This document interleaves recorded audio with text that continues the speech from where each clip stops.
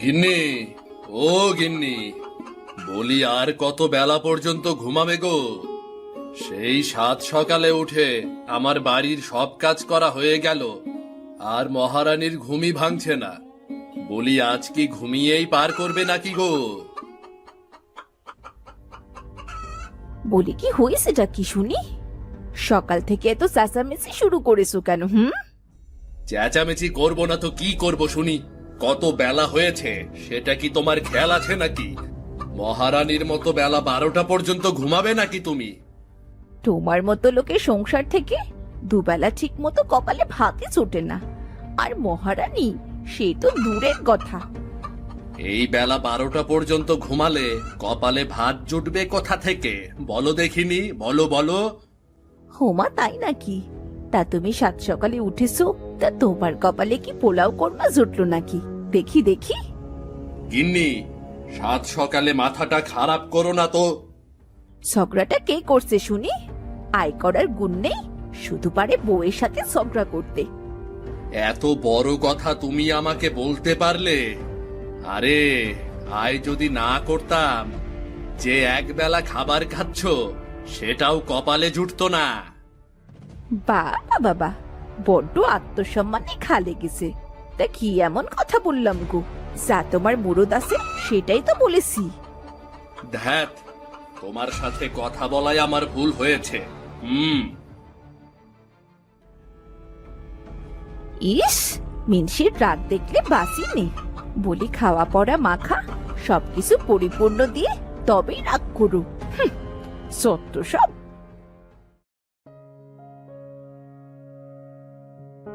Hugo, বলি বর্ষাকাল তো চলেই এলো, তা আমাদের ইলিশ মাছ কিনবে না? বৃষ্টির দিনে ইলিশ মাছের ঝোল খেতে কিন্তু দারুণ লাগে। হ্যাঁ গিন্নি, কথাটা একেবারে 16 আনা খাঁটি বলেছ। বর্ষা আর পাতে যদি ইলিশ মাছের ঝোল থাকে তাহলে তো কোনো কথাই নেই। এক হাঁড়ি ভাত কখন যে হাপুস হাপুস করে খেয়ে ফেলবো সেটা বুঝতেই পারবো না। হ্যাঁ গো, তুমি তো জানোই ইলিশ মাছ আমার কত প্রিয়। গরম গরম ভাত আর পাতে ইলিশ মাছের ঝোল থাকবে, আহ, ভাবতেই জিভে জল চলে আসছে। গিন্নি, তোমার পছন্দের জিনিস আর আমি কিনা সেটা আনবো না? এ কি কখনো হতে পারে নাকি? আজই হাট থেকে তোমার জন্য বড় বড় ইলিশ আনবো। তুমি মন ভরে ইলিশ মাছের ঝোল খেও, কেমন? ওমা তাই নাকি? তুমি বড্ড ভালো গো, আমার মুখের কথা মুখে থাকতেই সব আবদার পূর্ণ করো। আচ্ছা, তুমি থাকো, আমি বরং একটু হাটে গিয়ে দেখি এই বর্ষায় ইলিশের বাজারটা কেমন হয়েছে। আচ্ছা যাও, সাবধানে যেও, আর তাড়াতাড়ি ফিরে এসো কিন্তু।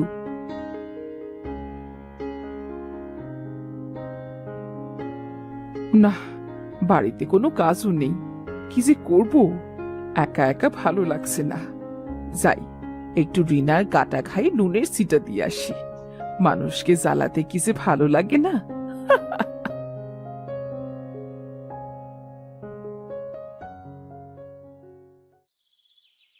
মা, ও মা, কোথায় তুমি? আমি গোয়াল ঘরে লালেকে খাবার খেতে দিচ্ছি। এই রানী, তোর মা কোথায় রে? আরে চাচি, আপনি বসুন না, মা গোয়াল ঘরে লালিকে খাবার খেতে দিচ্ছে। হোমা তাই নাকি? হ্যাঁ চাচি, আপনি বসুন। এই রানী, তুই কার সাথে কথা বলছিস রে? মা, লতিকা চাচি এসেছে, চাচির সাথেই কথা বলছি। না, একজন হাড় চালিয়ে গেল আর একজন পিন্ডি চটকাতে চলে এসেছে।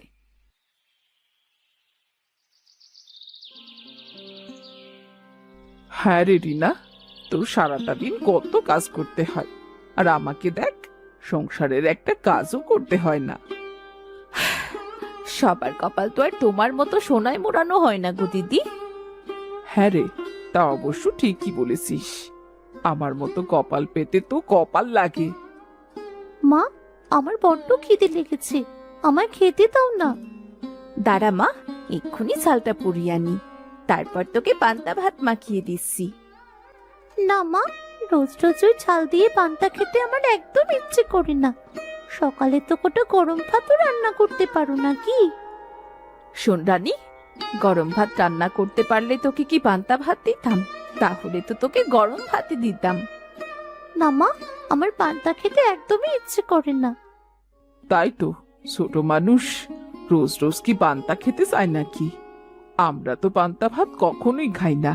রোজ রোজ গরম ভাত, আলু ভর্তা, ডিম ভাজি, আরো কত কিছু খাই।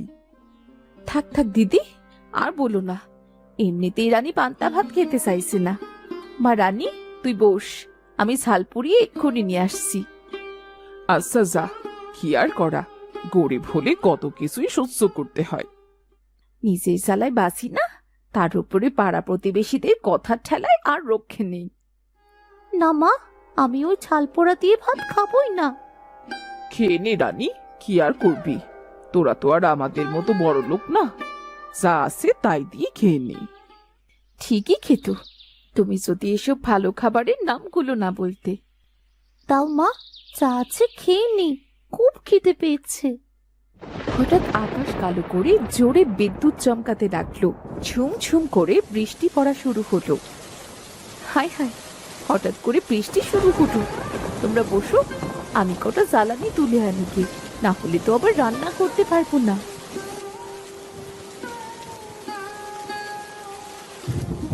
আহ মা, তুমি তো ভিজেই গেছো।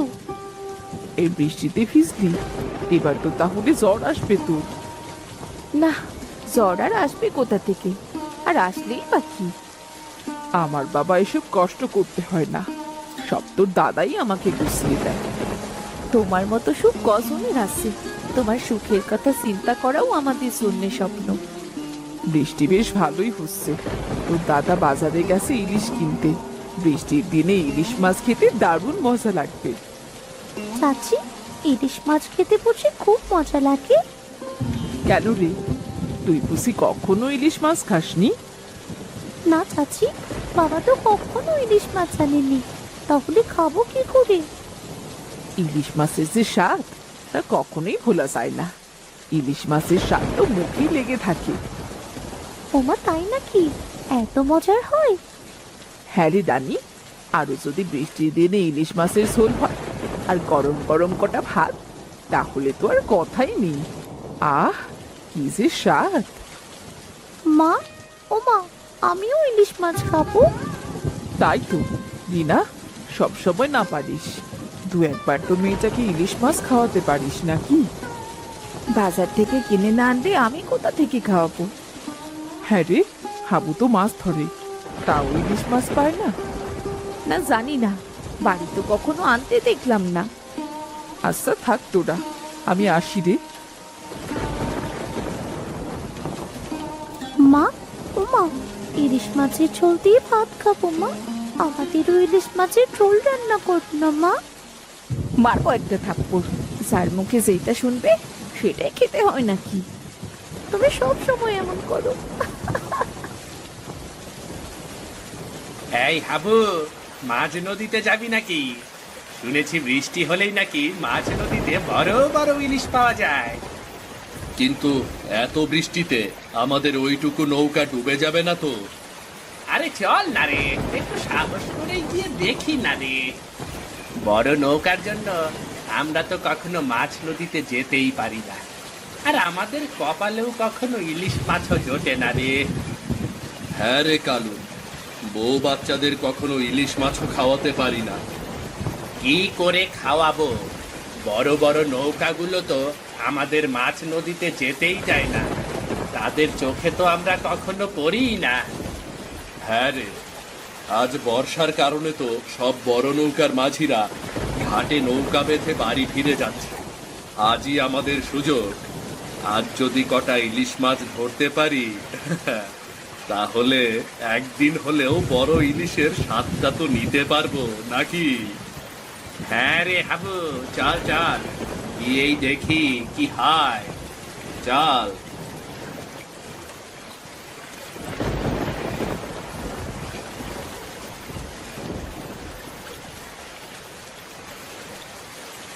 কালু রে, আমরা তো মাঝ নদীতে চলে এসেছি রে। বৃষ্টি তো বেড়েই চলেছে, যদি ঝড় শুরু হয় তাহলে তো প্রাণটাও হারাতে হবে রে। আরে কিচ্ছুটি হবে না, মনে সাহস রাখো তো। ভয় না পেয়ে মাছ নদীর দৃশ্যটা দেখো, কত সুন্দর, দেখো তো দেখো। হ্যাঁ রে কালু, ঠিকই বলেছিস, কি অপরূপ সুন্দর। আহ, চোখটা জুড়িয়ে যাচ্ছে রে। নাও, এবার ওপরওয়ালার নাম নিয়ে জালটা ফেলো। হাবু আর কালু বেশ কয়েকবার জাল ফেলল, কিন্তু তাদের জালে কোনো মাছ উঠল না। প্রতিবারই খালি জাল উঠে এলো। দুজনেই খুব হতাশ হতো। কালু রে, এত বার করে জাল ফেললাম, কিন্তু জালে তো কিচ্ছুটি উঠলো না রে। হাবুদা রে, সবাই ঠিক কথাই বলে, গরিবের কপালে কখনো ঘি ভাত জোটে না। আমাদের কপালে শুধুই ওই ঝাল পোড়া পান্তা ভাতই জোটে। হ্যাঁ রে, তুই ঠিকই বলেছিস। এই বৃষ্টির সময় কত কষ্ট করে মাছ নদীতে এলাম, কিন্তু কপালে একটা মাছও জুটলো না রে। আকাশের ভাবটাও তেমন ভালো না। চলো হাবুদা, আমরা বাড়িতে ফিরে যাই। কালু, চল একটু সামনে গিয়ে শেষবারের মতো করে একটা জাল ফেলা যাক। মাছ বাঁধলে তো ভালো কথা, আর না বাঁধলে চলে যাব। আচ্ছা আচ্ছা, চলো আর একটু এগিয়ে দেখা যাক, চলো।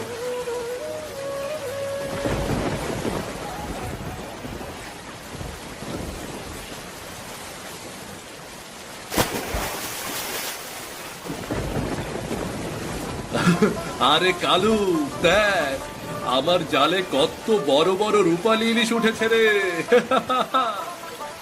আরে বাহ বাহ, মাছগুলো কত বড় বড়। এত বড় ইলিশ মাছ এর আগে তো নদীতে দেখিনি গো হাবুদা। তুই কেন রে, আমিও তো কখনো দেখিনি। হা করে তাকিয়ে না থেকে তাড়াতাড়ি জাল ফেল। আমিও কটা মাছ হাড়িতে ভরে নেই। হ্যাঁ হ্যাঁ হ্যাঁ হাবুদা, হ্যাঁ।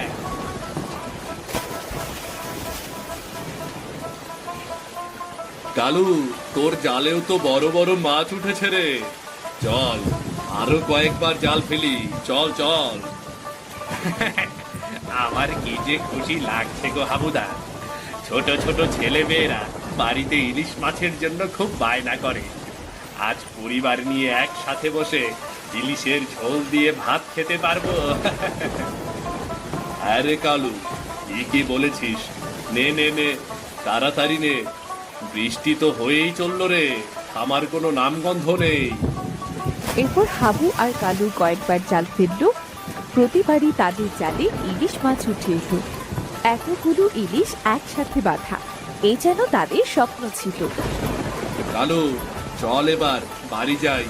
বেশি লোভ করা কিন্তু ভালো না, ঝড় উঠলে নৌকা ডুবে যাবে। হ্যাঁ রে, ঠিকই বলেছিস। মানুষ বলে না, অতি লোভে তাঁতি নষ্ট। চল চল চল, ফিরে যাই।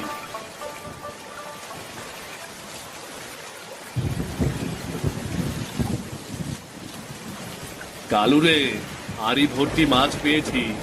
এত মাছ কি করবো রে? হাবুদা, চলো বাজারে গিয়ে কিছু মাছ বিক্রি করে দিই, আর কিছু মাছ বাড়িতে নিয়ে যাই। মাছ বিক্রি করে যা টাকা হবে তা দিয়ে বাড়ির সব প্রয়োজনীয় জিনিস নিয়ে যাব, কেমন? হ্যাঁ হ্যাঁ, ঠিক বলেছিস, তাই চল। আজ বাড়িতে রাজার মতো মাথা উঁচু করে ঢুকবো, মনে কোনো ভয় থাকবে না। ঠিক বলেছিস হাবুদা, নদী থেকে বাড়িতে বউয়ের ভয়ে চোরের মতো ঢুকতে হয়। আজ আর মনে কোনো ভয় থাকবে না।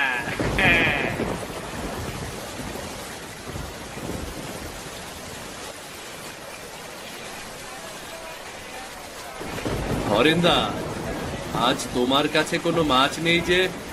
এত তাড়াতাড়ি সব মাছ বিক্রি হয়ে গেছে। আরে হাবু, আজ তো কোনো জেলেই মাছ বিক্রি করতে আসেনি। আজ বাজারে কোনো মাছই ঢোকে। যে বৃষ্টি পড়ছে, জেলেরা সব বাড়িতে মনে হয় নাক ডেকে ঘুমাচ্ছে। এই দেখো, আমরা মাছ এনেছি, দেখো দেখো।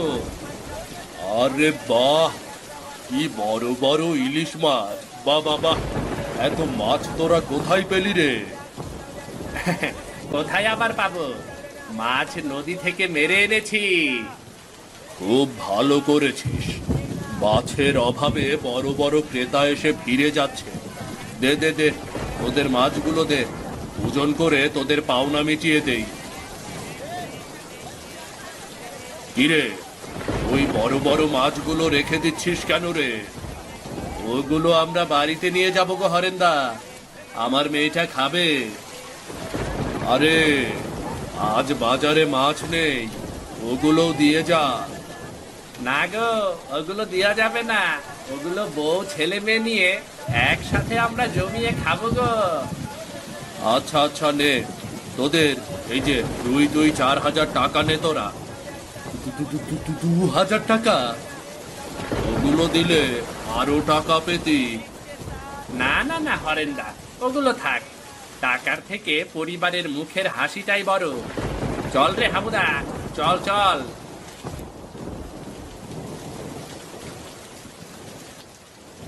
ভাগ্যিস কালু তোর কথা শুনে আজ মাছ নদীতে গিয়েছিলাম, না হলে এত বড় বড় ইলিশ মাছ আর 2,000 টাকা কোথায় পেতাম রে বল? হাবুদা, কাল সকাল সকাল নদীর ঘাটে চলে এসো কিন্তু, তোমার জন্য অপেক্ষা করব।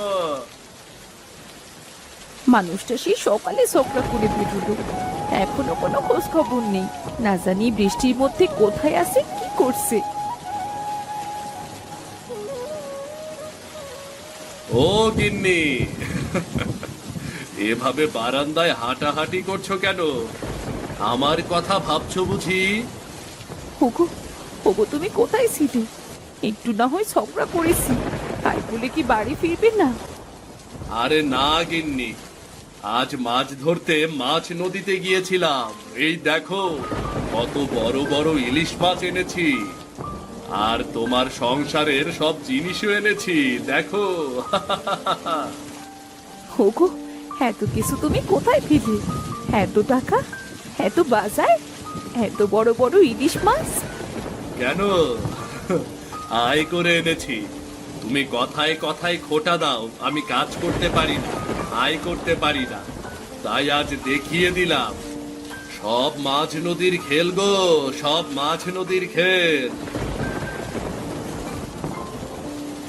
সারাদিন তোমার কথাই ভাবছিলাম যে আমার বাবাটা কোথায় আছে, কি করছি। নাও বাবা, গামছাটা ধরো, ভেজা গাটা মুছে নাও বাবা। দেখেছো, আমার মেয়েটার সব দিকে নজর আছে। এখনো দাঁড়িয়ে কেন, তাড়াতাড়ি যাও, মাছগুলো কেটে ঝোল করো। আমার মেয়েটা আজ পেট ভরে নদীর টাটকা ইলিশের ঝোল দিয়ে ভাত খাবে। কি মজা, কি মজা। আজ আমাদের বাড়ি হবে ইলিশ মাছের ঝোল রান্না। বাবা, বাবা ইলিশ মাছ এনেছে। ও মা, এত বড় ইলিশ!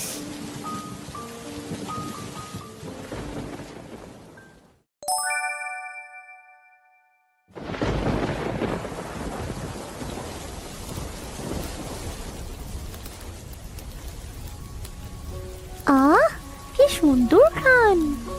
তুই এসেছিস, নে বস এখানে। এই মাছটা খেয়ে বল দেখি কেমন হয়েছে। আগে বলবে না? আমি তো সে কখন থেকে অপেক্ষা করছি।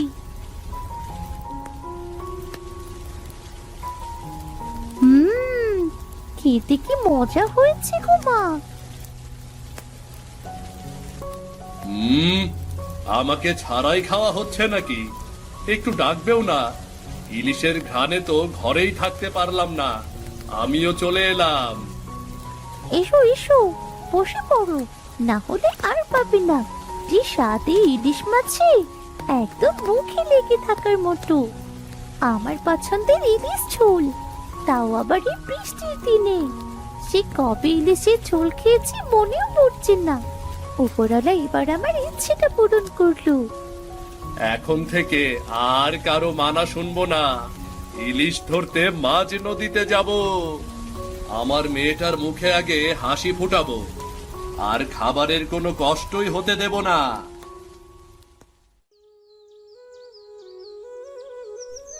বারুইপুর গ্রামের জমিদার ওমর সাহেবের ছিল অনেকগুলো পুকুর। গ্রামের সাধারণ মাছ চাষিরা এই পুকুরগুলো কয়েক বছরের জন্য ভাড়া নিত। এমনই একজন চাষির নাম ছিল কাদের মিয়া। শোন কাদের, আমি কিন্তু তোকে 1 বছরের জন্য আমার পুকুরটা ভাড়া দিলাম। এর জন্য তুই আমাকে 1 লক্ষ টাকা পরিশোধ করবি, কেমন? এ নিয়ে আপনি কোনো চিন্তা করবেন না। পুকুর যখন একবার ভাড়া নিয়েছি, আমি আপনার টাকা ঠিক ঠিক শোধ করে দেব। পুকুরের মাছের যদি কোনো ক্ষতি হয়, তার দায়ভার কিন্তু আমি নেব না। সেটার দায় তোকেই নিতে হবে, আর আমাকে সময় মতো টাকা দিতে হবে। ঠিক আছে, আপনি যা বলবেন তাই হবে।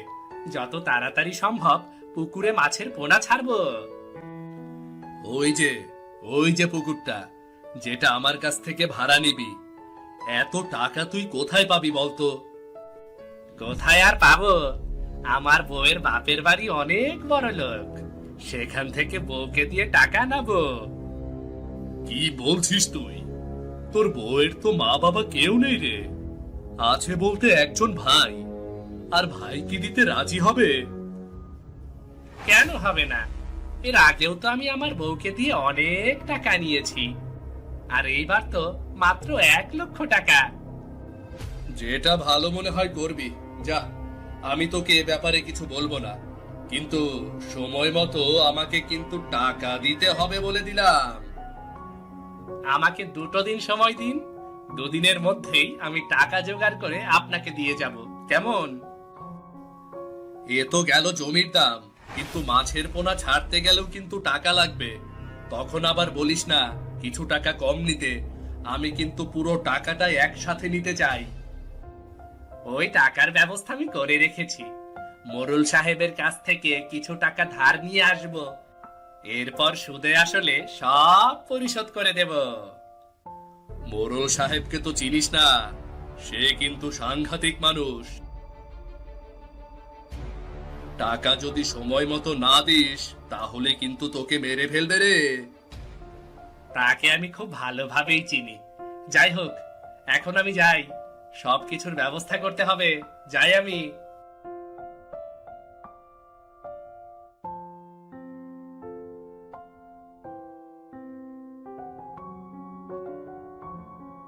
রূপা, এই রূপা, রূপা,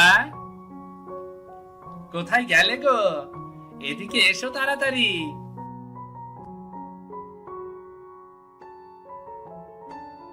কি ব্যাপার, বাড়িতে ফিরে একেবারে চিৎকার করছেন কেন? তোমাকে না বলেছিলাম আজ বাপের বাড়ি চলে যেতে, আর তোমার ভাইয়ের কাছ থেকে 1 লক্ষ টাকা নিয়ে আসতে?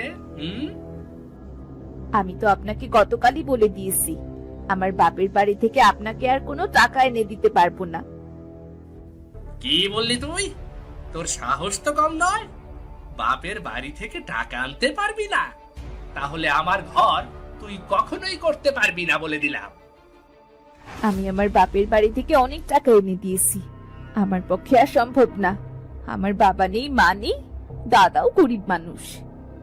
তুই কি জানিস আমি তোর চেয়ে ভালো মেয়ে যৌতুক নিয়ে বিয়ে করতে পারি? তুই কি জানিস সেটা? হ্যাঁ, যান যান, যা ইচ্ছে করুন। আপনাকে কে বাধা দিয়েছে? আমি তো আপনাকে একবারও বলিনি যে অন্য কাউকে বিয়ে করতে পারবেন না। তোর সাহস অনেক বেড়ে গেছে, শয়তান মেয়ে। কাল সকালেই তুই বাপের বাড়িতে যাবি, তা না হলে আমি তোকে ধাক্কা দিয়ে বাড়ি থেকে বের করে দেব বলে দিলাম। আমি এই শেষবারের মতো ভাইয়ের কাছে টাকা চাইবো, কিন্তু আমার ভাই যদি টাকা দিতে না পারে, তাহলে কিন্তু আমি খালি হাতেই ফিরে আসবো। খালি হাতে যদি ফিরিস, তাহলে কিন্তু তোকে বাড়িতে উঠতে দেব না।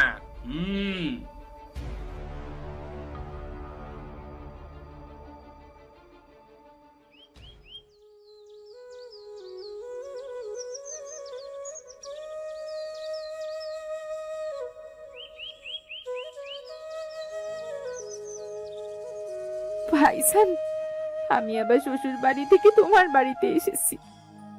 কি হয়েছে রে রূপা? তুই কান্নাকাটি কেন করছিস? দেখে তো মনে হচ্ছে সারা রাত ঘুমোসনি।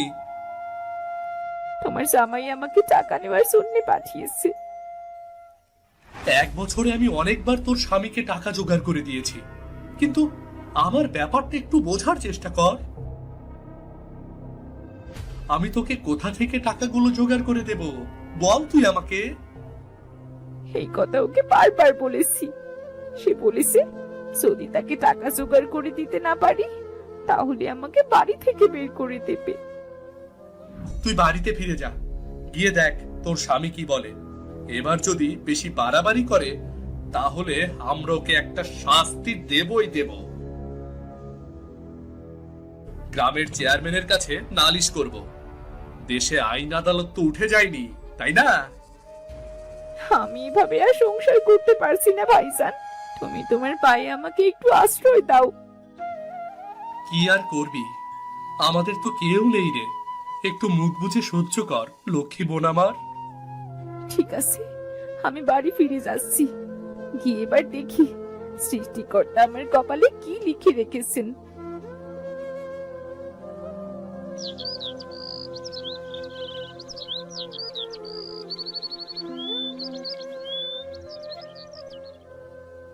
কিরে, এত তাড়াতাড়ি ফিরে এলি?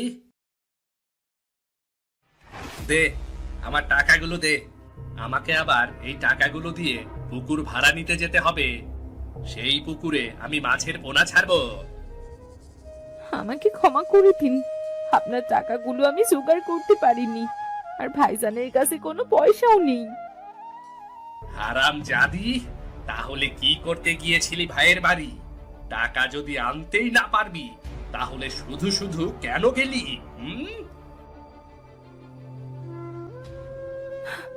দয়া করে আমার গায়ে হাত তুলবেন না।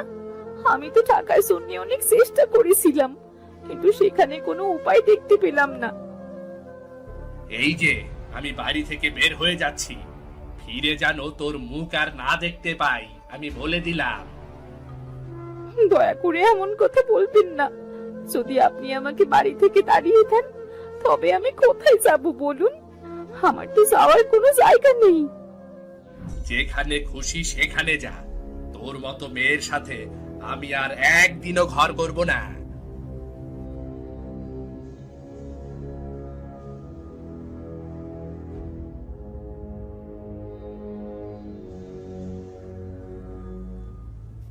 কি ব্যাপার তোমার? রাগ করে কোথায় যাচ্ছ তুমি? দেখে তো মনে হচ্ছে বাড়িতে আজ বিশাল ঝগড়া হয়েছে। আর বলবেন না রহিম ভাই, এক পোড়ামুখীকে বিয়ে করে আমার জীবনটা একেবারে তছনছ হয়ে গেছে। আমি তো বলেছিলাম আমার বোনটাকে বিয়ে করো। বাপ মা মরা বোন আমার, দেখতেও সুন্দর। তাছাড়া আমার বোনকে বিয়ে করলে আমি তোমাকে অনেক টাকা দিতাম, আর এখনো দেব। না না না, তোমার বোনকে আমি বিয়ে করতে পারবো না। তোমার বোনের এর আগেও তো দুটো বিয়ে হয়েছিল। দুটো বিয়ে হয়েছে তো কি হয়েছে? কোনো এক কারণে আমার বোনের সংসারটা ভেঙে গেছে, তার মানে এই নয় যে আমার বোন খারাপ মানুষ।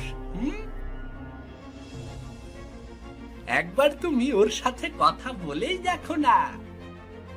সত্যি তুমি তোমার বোনকে বিয়ে করলে আমাকে টাকা দেবে?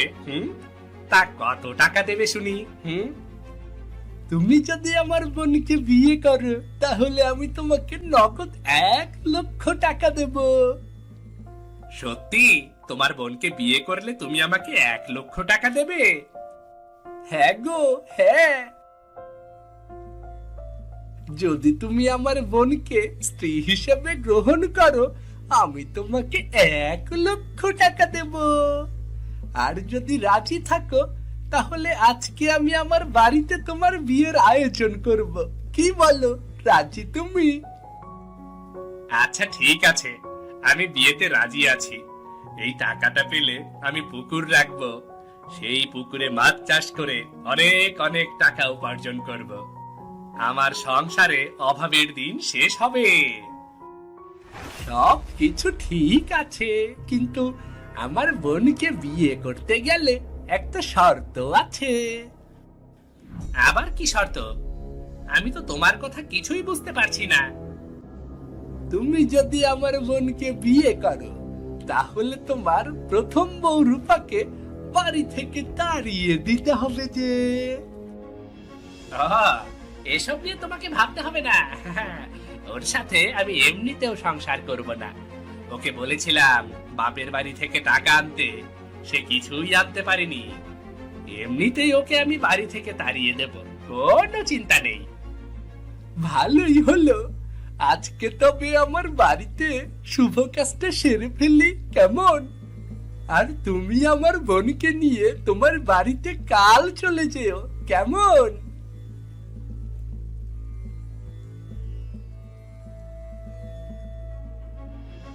এরপরে সকালবেলা জহির তার দ্বিতীয় বউকে নিয়ে বাড়ি ফিরে এলো। রূপা, আই রূপা, কোথায় গেলি রে রূপা?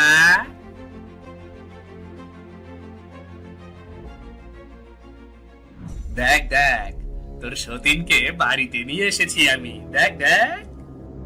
কি বলছেন কি? কে আপনার সাথে? দেখে তো মনে হচ্ছে নতুন বউ। এটা কার বউ? বুঝতে পারছিস না এটা কার বউ? এটা আমার বউ। আমি আবার বিয়ে করেছি।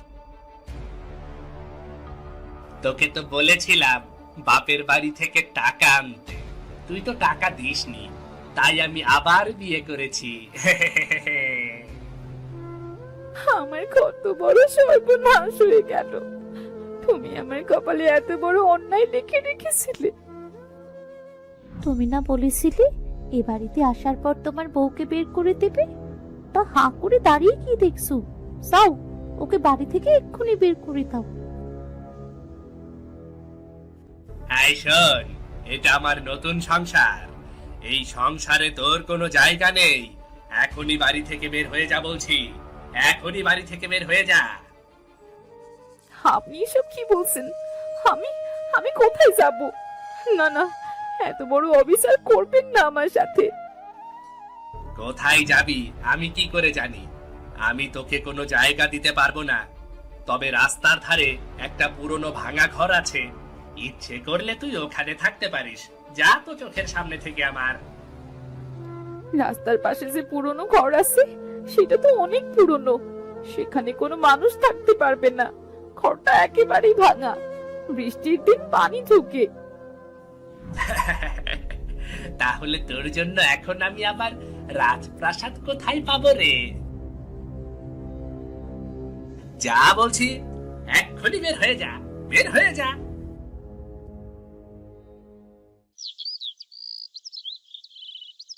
রূপা সেই ভাঙা ছোট্ট ঘরটিতেই আশ্রয় নিল।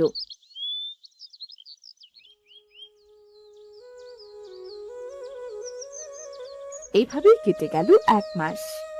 একদিন রূপা একটি গাছের নিচে বসে খুব কাঁদছিল। হে বিধাতা, তুমি আমার এ কেমন পরীক্ষায় ফেললে? এখন কি হবে আমার? আমি কোথায় যাব?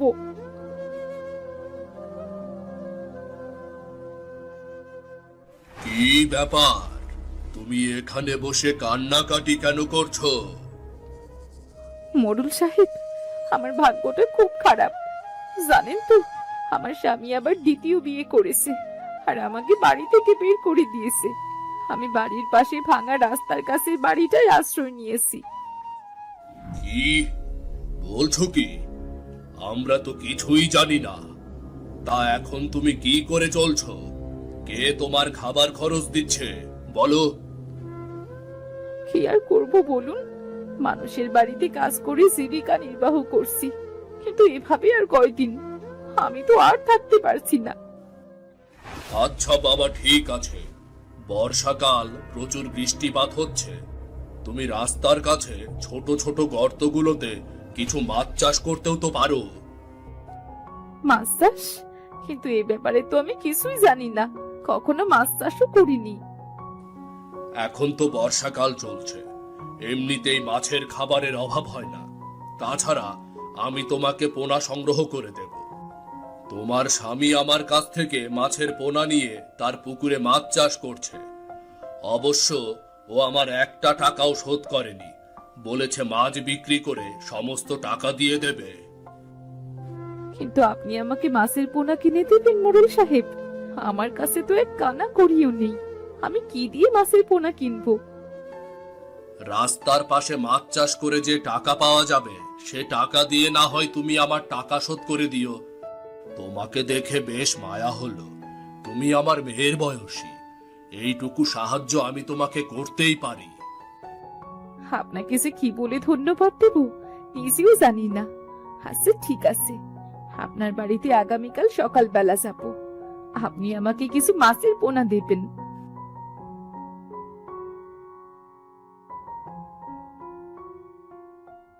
এর পরের দিন সকালবেলা রূপা মোড়ল সাহেবের বাড়িতে গেল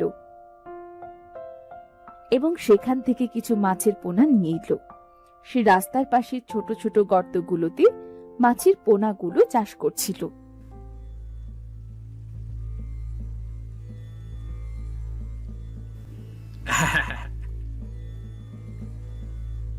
কি ব্যাপার কি? এ তো দেখছি মেঘ না চাইতেই জল।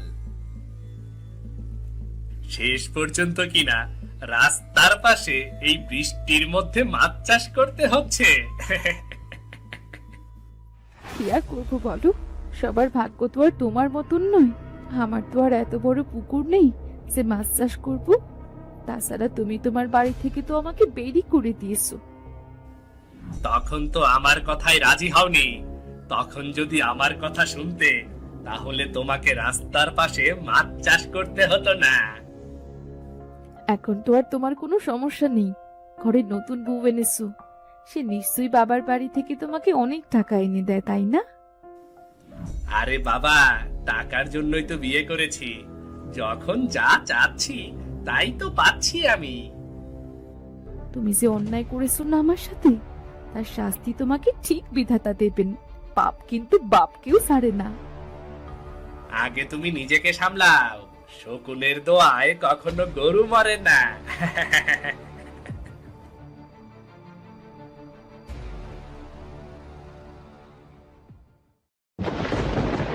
এইভাবে কেটে গেল 3 দিন। হঠাৎ করে গ্রামে শুরু হলো প্রচন্ড বন্যা। জহিরের পুকুরের সব মাছ ভেসে যেতে লাগলো।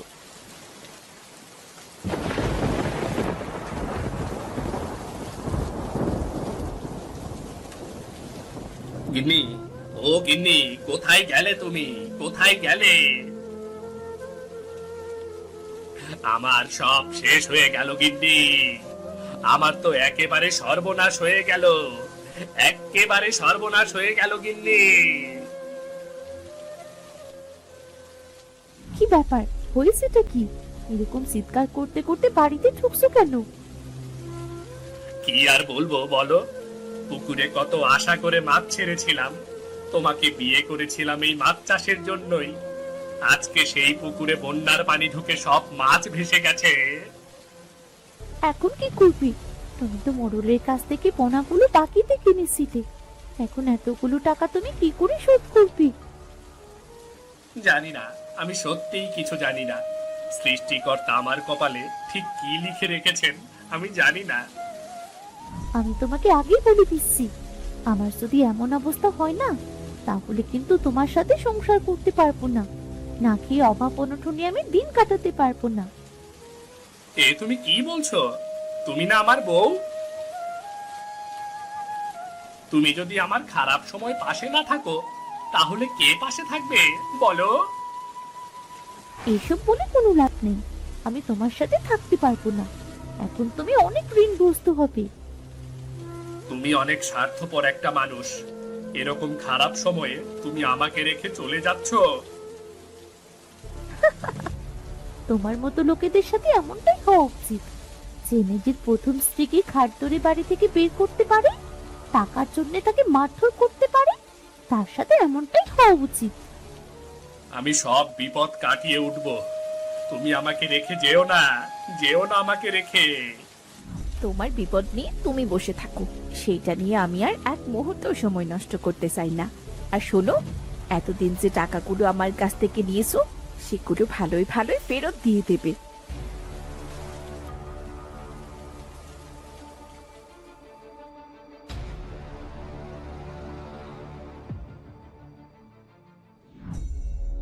কাদের, এই কাদের, হতভাগা কোথায় গেলি?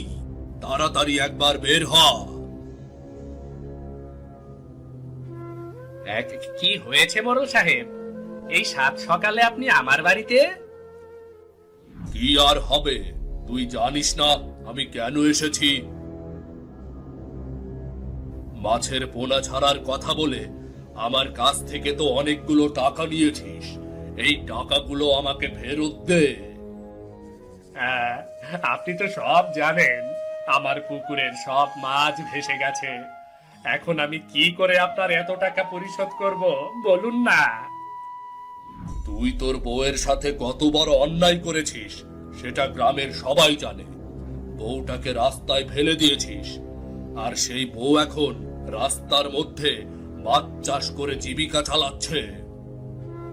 আমি জানি মোড়ল সাহেব, আমি কত বড় অন্যায় করেছি আমি জানি সেটা, কিন্তু আমাকে এত বড় শাস্তি দেবেন না।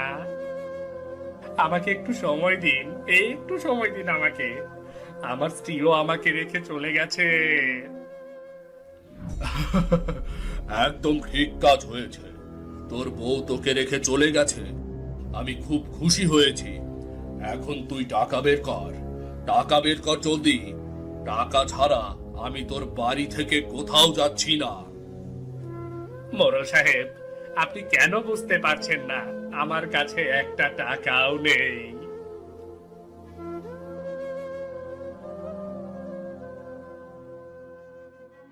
বড় সাহেব, এই নিন আপনার টাকা। দয়া করে আপনি আমার স্বামীর কোনো ক্ষতি করবেন না। অনেক কষ্ট করে টাকাগুলো জমিয়েছি।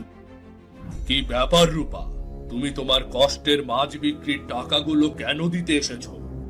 কত কষ্ট করে তুমি রাস্তার ধারে মাছ চাষ করছো, আর সব টাকা কিনা ওকে দিয়ে দিচ্ছ তুমি?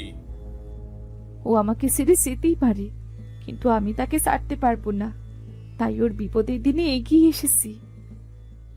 দেখলি তো, একদিন যে বউকে তুই বাড়ি থেকে বের করে দিয়েছিলি, আজকে তোর বিপদের দিনে সেই বউ এসেই তোর পাশে দাঁড়ালো। রূপা, রূপা, আমি তোমার সাথে অনেক অন্যায় করেছি, তুমি আমাকে ক্ষমা করে দাও। তোমার প্রতি অন্যায়ের শাস্তি সৃষ্টিকর্তা আমাকে দিয়ে দিয়েছেন, আমাকে ক্ষমা করে দাও। যাক বাবা, আমি আমার টাকা পেয়েছি, এখন এখান থেকে চলে যাচ্ছি তাহলে।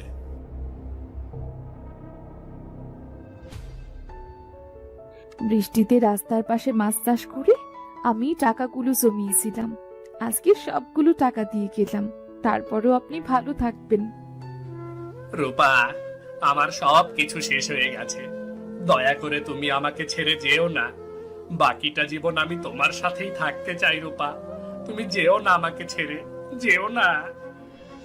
না না, আপনার মতো এমন একটা মানুষের সাথে আমি আমার বাকিটা জীবন কখনোই কাটাতে চাই না। আজকে যখন আপনার পাশে কেউ নেই, তখন আপনি আমাকে পাশে চাইছেন, কিন্তু আমি আপনার সাথে আর থাকতে চাই না। এই বলে রূপা সেখান থেকে চলে গেল। জহিরের সাথে সে আর কোনোদিন দেখা করেনি।